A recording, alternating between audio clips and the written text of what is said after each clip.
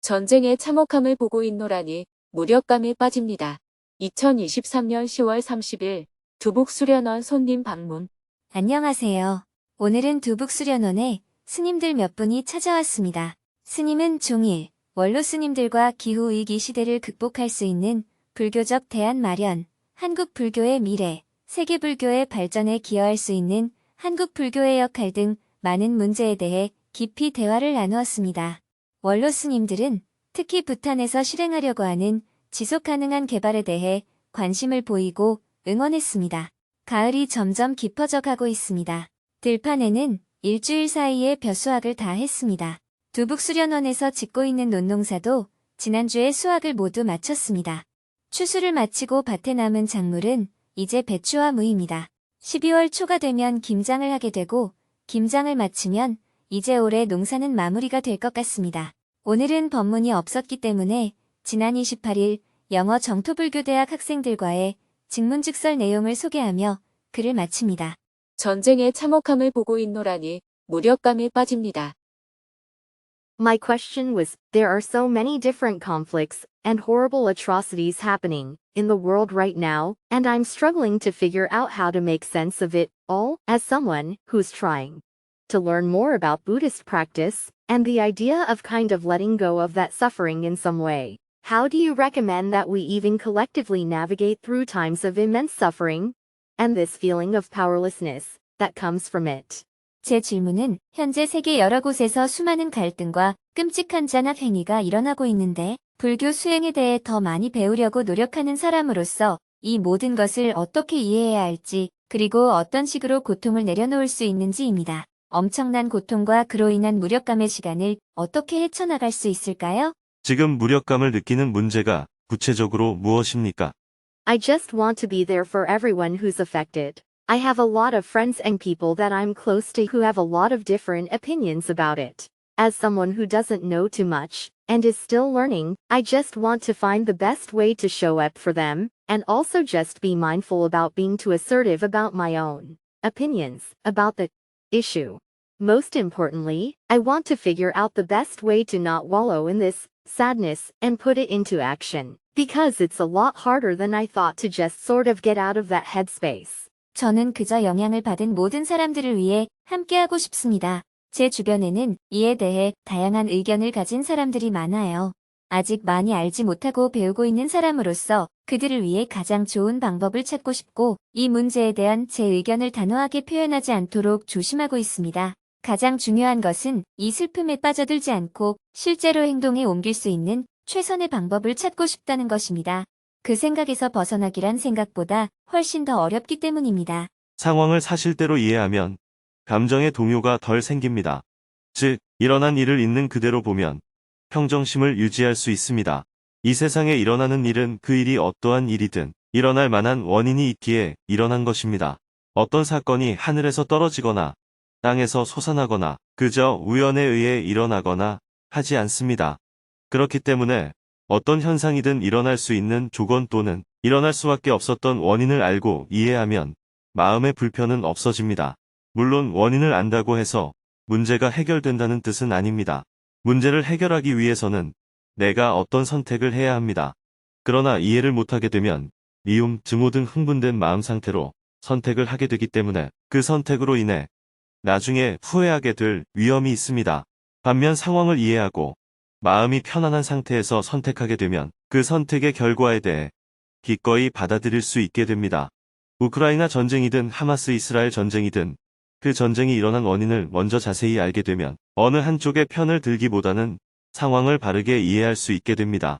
그런 다음 문제 해결에 도움이 될 수 있는 여러 가지 선택을 해야 합니다. 내가 지지하는 쪽이 있다면 그들을 위해 기부를 할 수도 있고 SNS를 통해 응원의 메시지를 올릴 수도 있고 비판의 목소리를 낼 수도 있습니다. 내가 직접 현장에 가서 어떤 행위에 참여할 수도 있습니다. 대신 그 선택을 하기 위해서는 반드시 그만한 대가를 지불해야 합니다. 기부한다면 재정적인 부담을 감당해야 하고 응원이나 비판의 글을 쓴다면 거기에 대한 비난이 따를 수 있다는 걸 감수해야 합니다. 이번에도 미국 하버드 대학생들이 이스라엘의 무차별 폭격을 비판했다고 해서 블랙리스트에 오르고 앞으로 취직에 장애가 될 것이라는 뉴스도 나왔잖아요. 평정심을 가지고 선택을 했다면 그 결과를 받아들이기가 쉽지만 만약 흥분된 상태로 선택한 것이라면 나중에 그때 내가 잘못 선택했다 하고 후회를 할 수 있습니다. 만약 현장에 직접 참여하는 선택을 한다면 부상을 당하거나 죽을 위험에 처할 수도 있습니다. 그러니 어떤 선택을 하든 그에 따른 결과를 받아들여야 합니다. 어떤 선택이든 그에 따른 결과가 있는데 중요한 것은 평정심을 가지고 선택해서 그 선택의 결과에 대해 후회가 없어야 한다는 거예요. 평정심을 유지하려면 그 일이 발생하게 된 원인과 상황을 잘 알아야 합니다. 지금 세계에서 일어나고 있는 전쟁에 대해서 첫 번째로 지녀야 하는 관점은 어떤 경우에도 폭력적으로 문제를 해결하는 것은 올바르지 않다는 것입니다. 러시아가 우크라이나를 무력으로 침공하고 하마스가 이스라엘을 무력으로 공격했다는 것은 일단 잘못된 행위라고 봐야 합니다. 두 번째 관점은 그럼에도 불구하고 그들은 왜 그런 선택을 내릴 수밖에 없었는가를 이해할 필요가 있습니다. 그들이 아무 이유 없이 어느 날 갑자기 침공한 게 아닙니다. 1975년 유럽에서의 냉전을 종식하면서 나토와 소비에트 사이에 헬싱키 협정이라고 하는 상호 간의 합의가 있었습니다. 그런데 나토가 그 후로 조금씩 동진을 하기 시작했습니다. 러시아는 전통적으로 벨라루스와 우크라이나를 독립된 국가라기보다는 러시아 일부로 생각하는 관점을 가지고 있습니다. 러시아어에서 우크라이나는 국가 이름이 아니라 지방 이름입니다. 그런데 나토가 우크라이나까지 진출하겠다고 하니 러시아에서는 안보상의 위기를 느낀 겁니다. 그 전부터 나토가 리투아니아, 라트비아, 폴란드, 슬로바키아, 루마니아로 영향력을 넓힐 때도 불만은 있었지만 그 나라들은 러시아의 땅은 아니었기 때문에 거기까지는 참았지만 이제는 러시아의 영토라고 생각하는 우크라이나까지 진출하니까 러시아로서는 이것은 헬싱키 협정의 위반이자 러시아를 침공하는 것과 마찬가지이다 하는 생각을 하게 된 것입니다. 우크라이나의 동부에 있는 돈바스 지역은 다수가 러시아 사람들인 지역입니다. 크림반도도 원래 러시아 땅이었는데 소비에트 시절에 우크라이나 쪽으로 편입을 시킨 땅입니다. 이렇게 러시아로서는 오랜 기간에 걸쳐서 여러 가지 문제를 겪으며 참았던 감정이 이번에 폭력적으로 분출된 것으로 볼 수 있습니다. 그렇다고 하더라도 러시아의 무력 행동이 정당하냐는 것은 처음부터 아니라고 했습니다. 어떠한 것도 무력으로 해결하는 것은 옳지 않다는 관점을 뚜렷하게 가져야 합니다. 그런 다음 각자가 왜 그런 선택을 했는지를 살펴봐야 합니다. 그리고 이렇게 서로 갈등이 있을 때 우리는 이 문제를 어떻게 풀 수 있는가를 살펴봐야 합니다. 세 번째 관점은 지금 현실이 어떠냐는 것입니다. 현재 전선은 어느 정도 고착화되었고 여기서부터 어느 쪽이든 진군을 하려면 엄청난 소모전과 희생을 치러야 합니다. 이럴 때 인명피해와 재산 피해를 계속 감수할 것인가 아니면 일단 멈추고 앞으로 대화를 통해 이 문제를 풀어나갈 것인가를 선택해야 합니다. 그러나 현재 우크라이나와 러시아 모두 현실을 인정하지 않고 있습니다. 우크라이나는 잃어버린 땅을 찾겠다는 입장이고 러시아도 자기 나름대로 목표를 달성하겠다는 입장이기 때문에 전쟁을 멈추고 대화로 풀어가는 선택지를 받아들이지 않고 있습니다. 그래서 앞으로 지루한 소모전이 한동안 지속될 것이고 그 과정에서 엄청난 희생이 따르게 될 가능성이 큽니다. 이러한 양상을 우리는 한국 전쟁에서도 이미 경험을 했습니다. 한국 전쟁도 처음에는 북쪽에서 남쪽으로 아주 빠른 속도로 밀고 내려왔습니다. 그리고 미국이 참전하면서 이번엔 남쪽에서 북쪽으로 아주 빠른 속도로 밀고 올라갔습니다. 그리고 중국이 참전하면서 다시 38도 선까지 밀고 내려왔습니다. 그 후 38도 선에서 어느 정도 전선이 고착화되었습니다. 이 모든 게 1년 안에 일어난 일입니다. 그 후 휴전을 하기 전까지 서로 유리한 고지를 점령하기 위해 2년 넘게 시간을 끌었고 이 과정에서 엄청난 파괴와 희생이 발생했습니다. 우크라이나와 러시아 사이에도 앞으로 대량 소모전이 일어나면 차츰 나토도 지치게 될 것이고 러시아도 지치게 될 것입니다. 서로 지치게 되면 그제야 어느 정도 현실을 받아들일 거예요. 이걸 미리 알고 대화로 풀어나가면 좋은데 사람의 어리석음은 이렇게 엄청난 것을 잃고 나서야 현실을 받아들인다는 점입니다. 지금 팔레스타인 문제도 마찬가지입니다. 하마스가 무력으로 침공한 것은 잘못된 행동입니다. 그러나 왜 그런 행동을 했느냐를 살펴봐야 합니다. 이스라엘의 강경 세력인 우파가 집권하면서 팔레스타인 사람들이 사는 서한 지구에 이스라엘 정착촌을 짓고 수도를 예루살렘으로 옮기고 가자 지구를 봉쇄하는 등 수많은 팔레스타인 사람들에게 고통을 주었습니다. 이스라엘은 압도적인 힘을 가지고 그 힘으로 평화를 유지하려고 했는데 팔레스타인 사람들의 분노와 적개심을 무시했기 때문에 결국 기습 공격을 받게 된 거예요. 한국 속담에 지렁이도 밟으면 꿈틀거린다 하는 말이 있습니다. 쥐도 몰리면 고양이를 문다. 이런 말도 있습니다. 여자가 한을 품으면 온 6월에도 서리가 내린다. 이런 말도 있습니다. 이것은 약자라고 너무 지나치게 무시하고 억압을 하면 그들의 분노가 폭발해서 큰 사고를 일으킨다는 겁니다. 물론 평화를 지키기 위해서는 방어하는 힘도 필요합니다. 하지만 상대의 적개심을 누그러뜨리는 정책이야말로 가장 빠르고 안전하게 평화를 가져오는 방법입니다.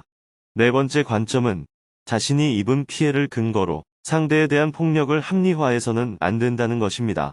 인간에게는 내가 손해를 입었다는 이유로 상대를 죽여도 좋다 하고 정당화하는 굉장한 자만심이 있습니다. 이스라엘이 피해를 본 건 맞지만 피해를 보았다는 이유로 팔레스타인 사람들 수만 명을 죽여도 된다는 정당성을 과연 가질 수 있을까요? 그런데 지금 이스라엘과 미국은 그런 복수가 정당하다고 어느 정도 인정을 하고 있어요. 그러나 이런 행위는 설령 전쟁 중이라 하더라도 정당성에 해당하지 않습니다. 즉, 인도주의적 원칙에 어긋난다고 할 수 있습니다. 눈에는 눈, 이에는 이라고 하는 말을 많이 들어보셨죠?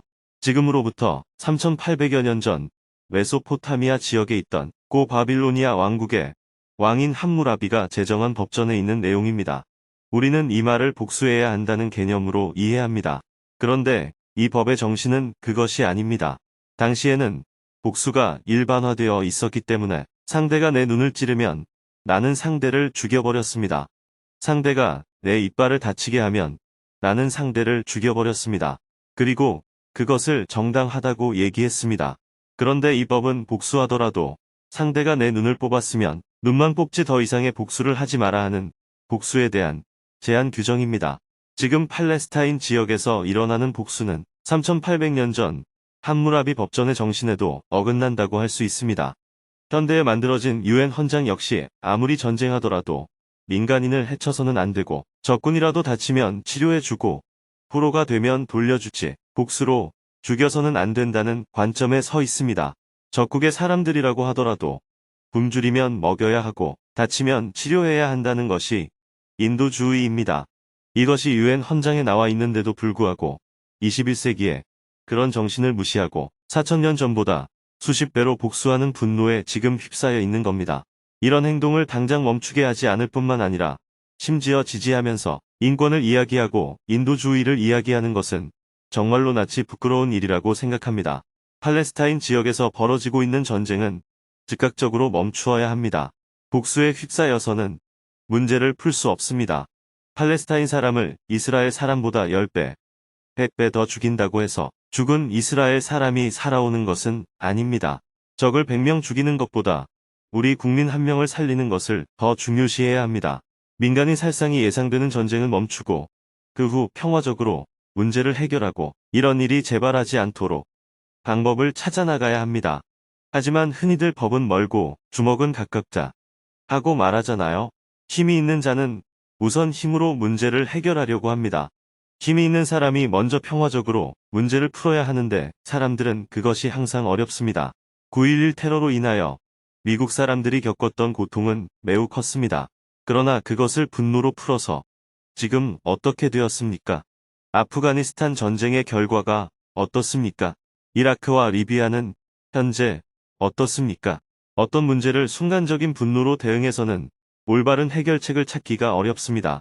어느 쪽을 편드는 관점이 아닌 더 이상의 희생을 막고 사람을 살린다는 관점에서 어떻게 해결했으면 좋겠는지 생각해 보셨으면 좋겠습니다.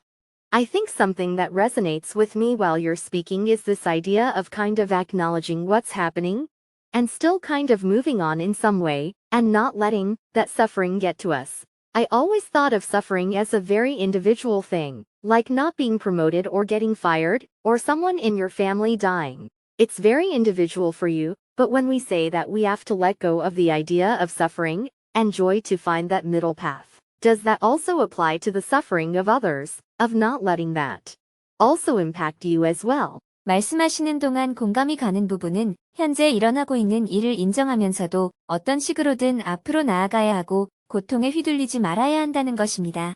저는 항상 고통이란 것을 승진하지 못하거나 해고당하거나 가족 중 누군가가 죽는 것과 같이 매우 개인적인 일이라고 생각했습니다. 개인마다 다르겠지만 중도를 찾기 위해 즐거움과 괴로움에 관한 생각을 버려야 한다고 말할 때 다른 사람의 고통에도 적용되나요? 그것을 내려놓고 나에게 영향을 미치지 않도록 해야 한다는 뜻도 되나요? 어떤 상황에서든 내가 평정심을 유지하는 것이 수행입니다. 다른 사람의 괴로움을 덜어주는 일에 도움을 주는 것은 선택의 문제입니다. 이 선택은 누구나 다 자유롭게 할 수 있어요.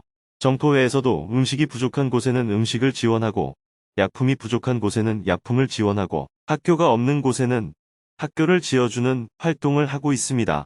홍수 피해 지역, 지진 피해 지역도 계속 지원하고 있어요.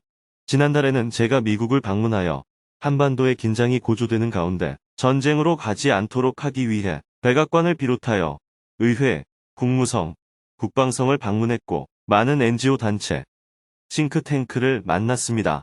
제가 이런 일을 하는 이유도 비극을 미연에 예방하기 위해서입니다. 첫째, 우리는 항상 비극적인 일이 일어나지 않도록 예방하는 일을 가장 먼저 해야 합니다. 둘째, 분쟁이 생기면 빨리 멈추도록 노력해야 합니다. 셋째, 그곳에서 고통받는 사람들을 어떻게 도울 것인가를 살펴야 합니다. 이런 식으로 할 수 있는 만큼 도우면 됩니다.